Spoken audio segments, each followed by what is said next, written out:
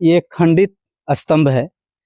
ये ऊपर का हिस्सा टूटा हुआ है और नीचे इस तरह ये जमीन में बहुत दिनों से पड़ा हुआ है।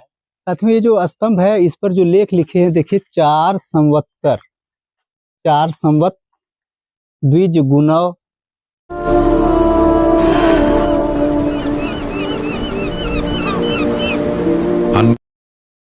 प्रिय साथियों, जय भीम, नमो बुद्धाय। मैं बलवंत मौर्य, साथ में दिवाकर बौद्ध जी और कैमरा पर्सन करुणाकर के साथ आज मैं खड़ा हूँ कहे जाने वाले दोना नदी में स्थित हूँ और आपको सूखी हुई दोना नदी की स्थितियां दिखाऊंगा। ये दोना नदी में एक पत्थर का टुकड़ा है और इधर तो आसपास काफी दूर दूर तक कोई पहाड़ी क्षेत्र तो नहीं है, फिर भी आया कैसे थोड़ा विचारात्मक है।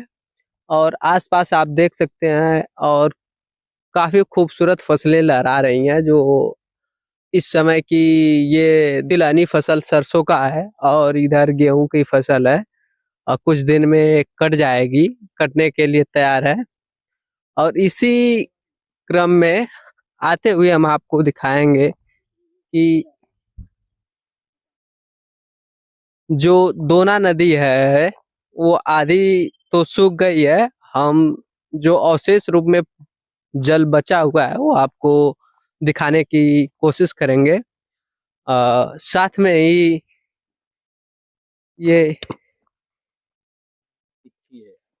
ईंटों के अवशेष बौद्ध जी दिखाना चाह रहे हैं, जो जिक्र किया गया है सूखी हुई नदियों में। तमाम जो है ईंटों के अवशेष इसमें बिखरे पड़े हुए हैं। यहाँ पर हमने गूगल किया आकर के तो पता चला कि इसी आग के आसपास अशोक स्तंभ का जिक्र आ रहा है, जो गूगल पे अपडेट है। तो हम उस अशोक स्तंभ की तरफ जरूर चलेंगे और आपको लिवा कर चलेंगे, दिखाएंगे। आइए चलते हैं।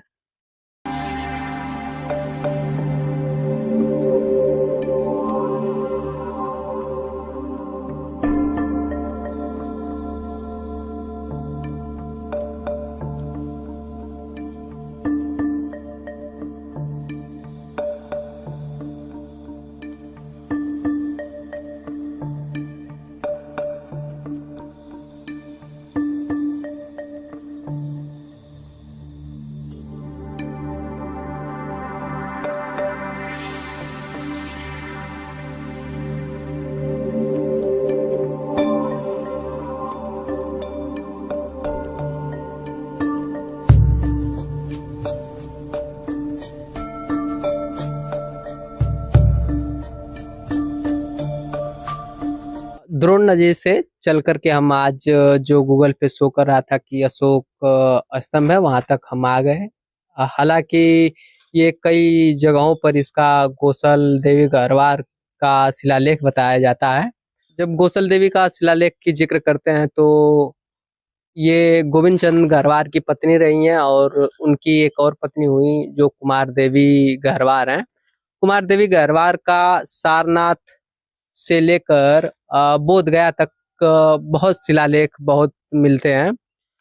तो ये गोविंद चंद गहरवार जो है कन्नौज के साथ साथ काशी नरेश भी हुए हैं और जो है काफी शक्तिशाली और बहुत ही बुद्धिस्ट बौद्ध विचारधारा के राजा हुए। तो उसी का ये स्तंभ है और उनके पोते का जयचंद नाम है, जो सारनाथ में कुमार देवी गहरवार ने बौद्ध विहार एक बना करके वहां पर दान में दिया था। और वहीं पर बुद्ध विहार में मित्तानंद जी को कुमार देवी ने अपने पोते जयचंद को सौंप दिया था बौद्ध दीक्षा शिक्षा के लिए, जो आगे चल के बहुत ही शक्तिशाली बौद्ध राजा हुए। इसी संदर्भ में हमारे आगे के शिलालेख से संबंधित चीजों को दिवाकर बौद्ध जी आपको विस्तार रूप से बताएंगे। प्रिय साथियों, नमो बुद्धाय, जय भीम। साथियों, आज जहां आप खड़े हैं ये एक खंडित स्तंभ है। ये ऊपर का हिस्सा टूटा हुआ है और नीचे इस तरह ये जमीन में बहुत दिनों से पड़ा हुआ है। साथियों ये जो स्तंभ है इस पर जो लेख लिखे हैं देखिए, 4 संवत द्विज गुणव पतिन, आगे जो भी हो, फिर सम्राज्ञी या स्मृति श्री, इस तरीके का शब्द लिखा गया है। ये देखिए महारानी श्री रोसल्य तमाम है, यहाँ पर कीर्ति का है ना, इस तरीके के शब्द इस पे लिखे गए हैं। ये नागरी भाषा में लिखी गई हैं, आज पढ़ा जा सकता है। मैंने इस लेख को भेजा था प्रसिद्ध भाषा वैज्ञानिक डॉक्टर R.P. सिंह के पास, तो उन्होंने कहा कि इस लेख के अंदर जो है पाली भाषा के न क ड शब्द हैं। आप डॉक्टर राजेंद्र प्रसाद भाषा वैज्ञानिक के फेसबुक पर भी जाके सर्च करें तो मेरे नाम सहित वहां आएगा, मेरा नाम पता सहित आएगा कि ये लेख है। इसमें कहीं अंदर न क ड शब्द भी आया है, जिससे प्रतीत होता है कि ये मूल जो है स्तंभ सम्राट अशोक का है और उसके ऊपर इस पर ओवरराइट की गई है। साथियों गोसल देवी गहरवार ये बहुत ही धार्मिक रही हैं। कुमार देवी, जैसा कि हमारे पूर्व वक्ता बलवंत मौर्य ने बताया, बहुत धार्मिक थे। उनके शिलालेख लुम्बिनी में भी पाए जाते हैं, उनके शिलालेख बोधगया में पाए जाते हैं, श्रावस्ती में पाए जाते हैं, कुशीनगर में पाए जाते हैं। यहाँ तक कि सारनाथ में आज भी जाएं तो अवशेष में आपको 2 जगह मिलेगा। उन्होंने बुद्ध विहार का जीर्णोद्धार कराया था, वहां पर बुद्ध विहार का निर्माण कराकर भिक्षुओं को दान दिया था। तो यहाँ भी बुद्ध विहार के अवशेष हैं। ये है लोग, मैं आपको दिखाना चाहूंगा। अभी एक मेरे पास एक पत्थर मिला है। ये पत्थर, इसको आमलक बोलते हैं। ये आमलक सारनाथ, कुशीनगर, सांची के स्तूप, बोधगया, तमाम ऐसे स्थलों पर पाए जाते हैं जहां बुद्ध विहार है। ये आमलक को मैंने बहुत दिनों से सुरक्षित रखा है ताकि ये मिस न होने पाए, अन्यथा ये भी अगर मिस हो गया तो सारे साक्ष्य गायब हो जाएंगे। साथियों इसके यहाँ से थोड़ी दूर पर लगभग 4 फुट ऊंची, 4 फुट लंबाई की, सूंड से लेकर के पूंछ तक की लंबाई 4 फुट की एक हाथी भी दबी हुई है, मैं उसको भी दिखाऊंगा। इसके बाद एक स्तूपा है, उस स्तूपा पर आज लोग बंटवारा भी कर लिए हैं, अपने अपने छप्पर डाल लिए हैं 3 भाई, उस पर गाय भैंस बांध के रात दिन क्षतिग्रस्त कर रहे हैं। उस स्तूपा को भी दिखाऊंगा और वहां पर बड़े बड़े पत्थर भी हैं जो मैं आपको दिखाऊंगा। वहां पर जब खुदाई कराई थी सरकार ने तो कुछ खुदाई के बाद वो लोग वहीं छोड़कर चले गए, सब छोड़ दिए। मैं अपने पुरानी वीडियो में मैंने कहा कि जब कोई साक्ष्य ढंग का नहीं पाते हैं लोग तो छोड़कर भाग जाते हैं। कभी कभी ये समस्याएं भी होती हैं कि खुदाई में बाधा उत्पन्न होने लगती है तो लोग छोड़कर चले जाते हैं। तो मैं आपको उधर भी ले चलूंगा, दिखाऊंगा। यह संरक्षित इमारत है, इसको आप देख सकते हैं, गवर्नमेंट का, सरकार का है। इधर आ जाइए, इधर आ जाइए। यहाँ पर आप देखिए, इस ये भारत सरकार का archaeology survey of India, government of India, सबके बोर्ड यहाँ पर लगे हुए हैं। दूसरे यहाँ पर लिखा है कि यह स्मारक प्राचीन है और अगर ये 210 के, ये अधिनियम 210 के अंतर्गत 2 वर्ष की कारावास और 1 लाख का जुर्माना भी हो सकता है जब इसे कोई नुकसान पहुंचाएगा। 100 मीटर की सीमा में निषिद्ध स्थान घोषित है, फिर भी लोग इसके ऊपर घर बना रहे हैं, मंडप बना रहे हैं, रात दिन खुदैया कर रहे हैं, रात दिन सब कुछ कर रहे हैं। तो आपको मैं यहाँ से दिखाऊंगा कि ये स्तंभ देखिए, ये सरकार द्वारा संरक्षित है। ये दीवारें टूट चुकी हैं लेकिन इसका कोई ध्यान देने वाला नहीं है। जब हमने कभी एक बार सारनाथ के कुछ लोगों से बात करना चाहिए तो वो लोग भी सही नहीं बता पा रहे थे, लेकिन 2 लोगों की ड्यूटी है, कोई जौनपुर का है, कोई कहाँ का है, महीने में 1 बार आते हैं और यहाँ साफ सफाई करके चले जाते हैं, बाकी कुछ नहीं करते हैं लोग। और इन जिनको जिम्मेदारी दी गई है वो खुद जो है इसको रात दिन नुकसान पहुंचाने, क्षतिग्रस्त करने पर तुले हुए हैं। तो मैं आपको आगे ले चलता हूं, दिखाऊंगा। दूसरी बात यह है कि ये लाल बलुए पत्थर का एकाश पत्थर पर बना हुआ यह स्तंभ है। इसको पूरी अच्छी तरीके से देखा जा सकता है। प्रिय साथियों, आज हमारे बीच में हैं अनिल सिंह और उमेश गोंड जी। ये बोंगरिया से ही हैं, रस्तीपुर से, लेकिन यहाँ के इतिहास को सुनकर आए, इतिहास की जानकारी इनको नहीं है। लेकिन मैं इसी माध्यम से आप लोगों को भी बताना चाहता हूँ कि आजमगढ़ का जो तमसा नदी आज बहती है उसका पुराना नाम टोंस है। वही विभाजक रेखा थी। वहीं से उत्तरी दिशा में कोसल प्रदेश पड़ता था और दक्षिणी दिशा में काशी। दोनों प्रदेशों में हमेशा अंतर्द्वंद चलता था। एक दिन क्या हुआ कि कोसल प्रदेश के राजा प्रसेनजीत काशी पर आक्रमण कर दिए और काशी को जीत लिया, जिनके कारण प्रसेनजीत का नाम पड़ा वारान सिंह। इसके बाद बहुत दिन के बाद उन्होंने जब अपनी बहन की शादी किया अजातशत्रु के यहाँ, मगध नरेश अजातशत्रु के यहाँ, बिंबिसार के सुपुत्र, तब उन्होंने अपनी बहन के आंचल में काशी प्रदेश को दान दे दिया, दहेज में दे दिया। और यह काशी कहाँ चला गया? मगध में। तो आजमगढ़वासी कभी कोसल में रहे तो कभी जो है काशी में रहे और अंततः वो कहाँ चले गए? मगध में। तो साथियों, ये आजमगढ़ का एक अति प्राचीन इतिहास है जिसको लोग जान नहीं पाते हैं। लेकिन हम जो आज खड़े हैं ये गोविंद चंद्र गहरवार का शिलालेख है। हालांकि भगवान बुद्ध के जो संदेशवाहक रहे सम्राट अशोक, जिनकी राजधानी पाटलिपुत्र पटना थी, तो उन्होंने जो भगवान बुद्ध जहाँ जहाँ भी गए उन्होंने 84,000 स्तंभ और स्तूपे बुद्ध विहारों का निर्माण कराया था, जिसमें एक खंडित स्तंभ, लघु स्तंभ यहाँ भी है जो एकाश बलुए पत्थर का निर्मित है।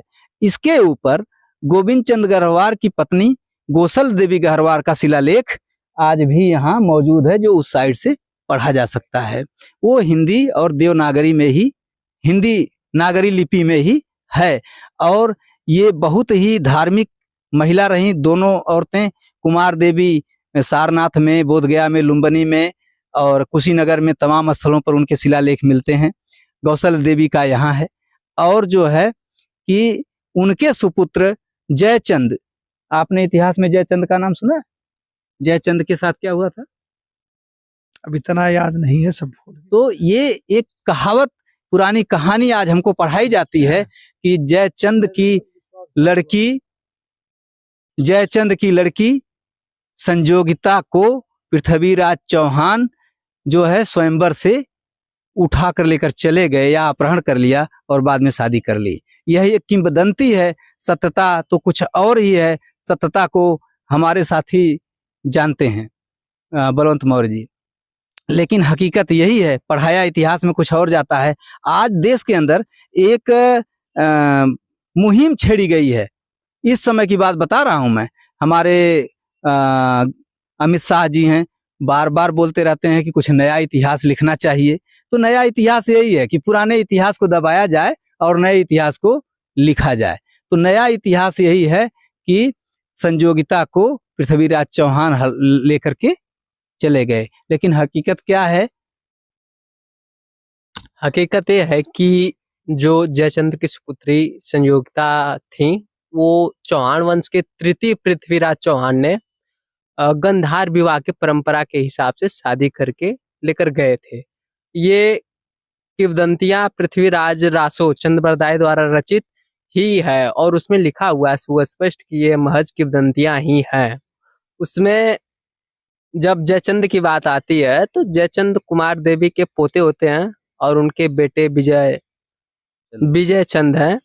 तो विजय चंद का बहुत इतिहास नहीं मिलता है, जयचंद का मिलता है। जयचंद के बाद हरिश्चंद का इतिहास मिलता है और ये काफी विकसित रही है। दान की परंपरा कुमार देवी गहरवार से ही शुरू होती है, जो बुद्ध विहार दान की, स्तूपा निर्माण के लिए धन संपदाएं जो भी उनके पास था, उन्होंने दान की परंपरा शुभारंभ किया था।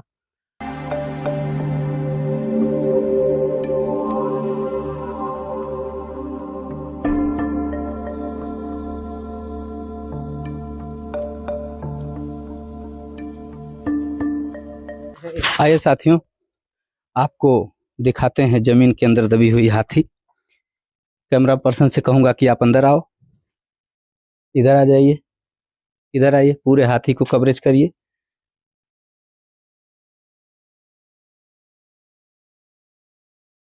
साथी यहाँ पर ये देख रहे हैं हाथी, कम से कम यहाँ से लेकर के यहाँ की दूरी कम से कम 4 से 5 फुट के आसपास है, 5 फुट से कम नहीं होगा। और ये जमीन से ऊंचाई जो है इसकी 3 फुट से अधिक है। ये पीछे हाथी पर सामान लदा हुआ है और बीच में यहाँ पर महावत के बैठने का स्थान बना हुआ है। पहले कभी रहा होगा, इस पर महावत बैठे, बताया जाता है कि था और टूट गया। फिर बाद में लोग उठा ले गए तो तराजू का वो जो है बाट बनाए उस पत्थर को ले जाकर के। तो साथियों, ये हाथी जमीन में आई कहाँ से, ये कैसे आई? प्रिय साथियों, इस मूर्ति हाथी को देख करके एक घटना याद आ रही है जो प्रसेनजीत के जीवन काल की है। प्रसेनजीत के जीवन काल में एक हाथी बहुत फेमस रही और अब उसके बुढ़ापे के दिन आ गए थे। साथियों, वो हाथी एक बार नदी में भंसने लगी और बहुत प्रयास की निकलने की, नहीं निकल पा रही थी। राजा ने उस समय अपने समय के बाजा बजाने वालों को बुलाया और रणभेरी बजवाया। रणभेरी बजते ही ये हाथी जो है उसको इतनी ताकत आ गई कि वो उस दलदल से एक झटके में निकल गई। तो ये यहाँ भी हाथी डूबी है जो उस धंसी हुई है दलदल में, जो उस घटना की पूरी पूरी साक्ष्य दे रही है।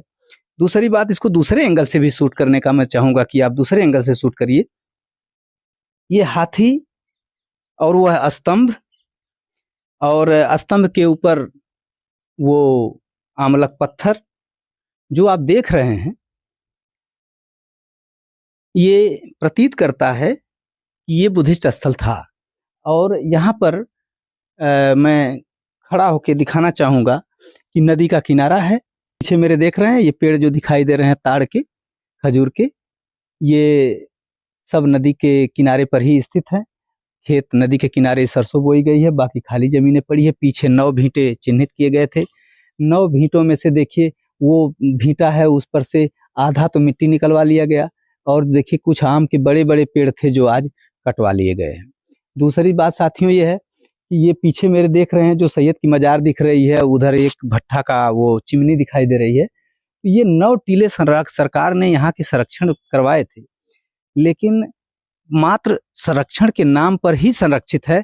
बाकी रोज जो है इसका नुकसान यहाँ के निवासियों द्वारा किया जा रहा है। कभी जो टीले हैं उसकी मिट्टी खोद ले जाते हैं तो भी कोई बोलने रोकने वाला नहीं है, टोकने वाला नहीं है। और उधर से भी तमाम टीले तोड़ दिए गए हैं, उसका भी पेड़ कटवा ले जाते हैं, पता नहीं चलता लोगों को। और जो जानते हैं वो कुछ बोलते नहीं, और जो जिनकी ड्यूटी लगाई गई है वो दूर दराज से हैं, उनसे कोई मतलब नहीं है, बस खाली आते हैं अपना काम पूरा करने के लिए। यह स्थल बहुत ही धरोहर, मैं 2020 में चिट्ठी दिया था इसके उद्धार के लिए, जीर्णोद्धार के लिए। तो मुझे लगता है कि उन लोगों ने मात्र रोड ही बनवाए, बाकी कोई काम नहीं किया। इसके विकास के लिए मैंने बोधगया में 10 मिनट मैंने भाषण दिया 2020 के पहले, लॉकडाउन से पहले, तो किसी ने नहीं सुना। साथियों, मुझे बहुत पहले मैं आता हूँ, मुझे कम से कम 8 बार 10 बार मैं आ चुका।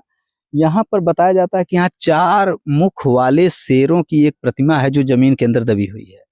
ये कहावत मात्र है, देखा किसी ने है, किसी ने नहीं देखा है। लेकिन ये रास्ता बन जाने से अब इसकी खुदाई कोई करवाएगा नहीं। तो जहाँ हम खड़े हैं यही बताया गया है कि यहीं आसपास में 4 मुख वाला स्तंभ भी टूटा हुआ इसमें पड़ा है। तो ये सुनने में आ रहा है, तो मुझे लगता है कि वो जो स्तंभ है उसका जो भाग होगा टूटा हुआ वो यहीं कहीं कहीं जमीन में दबा होगा, जिसको हम लोग नहीं देख पाए हैं और जमीन में दबा है। यहाँ पर नदी में आपने देखा ईंटों के बड़े बड़े टुकड़े पड़े हैं, यहाँ बड़े बड़े टुकड़े पड़े हैं। अब मैं आपको दिखाते हैं कुछ पत्थर यहाँ ऐसा है जिसको आप देख के दंग हो जाएंगे। आइए।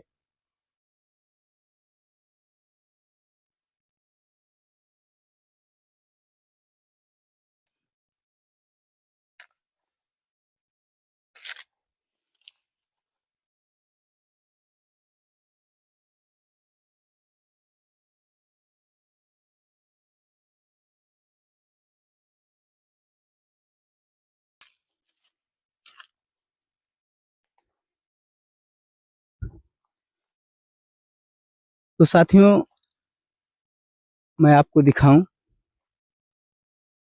ऊपर हैंडपंप लगा है, वहां पर एक बड़ा सा पत्थर रखा हुआ है, उसको चलिए मैं नजदीक से शूट करूंगा।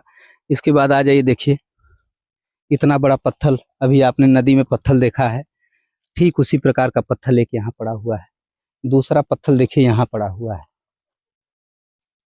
तीसरा पत्थर देखिए इसके नीचे दबा हुआ है, ये पत्थर दबा हुआ है। चौथा पत्थर यहाँ है, चौथा पत्थर यहाँ है, आप देख सकते हैं। और देखिए एक पत्थर ये है, ये पत्थर यहाँ पर। इसके बाद एक पत्थर यहाँ दबा हुआ है, ये है। इसके बाद एक पत्थर वहां देख सकते हैं आप, एक पत्थर यहाँ है।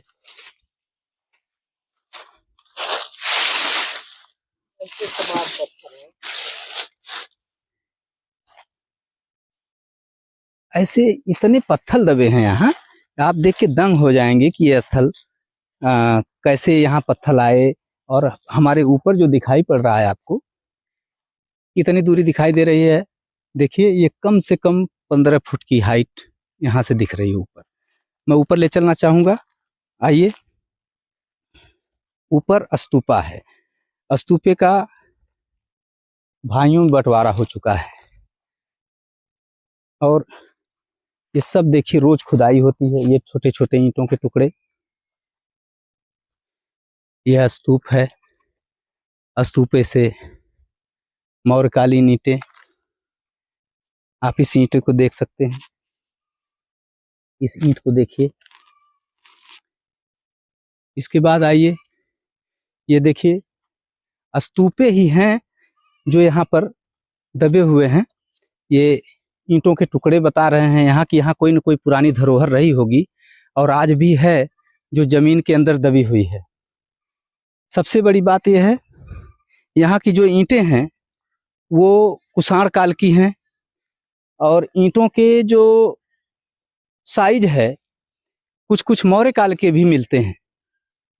यहाँ पर आप देख करके देखिए कि ये बहुत ऊंचा स्तूपा था, लेकिन समय परिस्थितियों के कारण ये धीरे धीरे डाउन हो गया। आप ये ईंटा देख सकते हैं,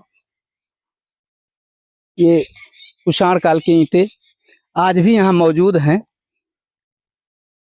ये हमेशा क्षरण होता गया और अनवरत क्षरण हो रहा है, जिसके कारण ये कुछ दिन में विलीन हो जाएगा। ये सब देख रहे हैं आप, यहाँ पर एक ईंटों की एक सोपान सी दिखाई पड़ रही है, दीवार जैसे लगे ऐसे प्रतीत हो रही है।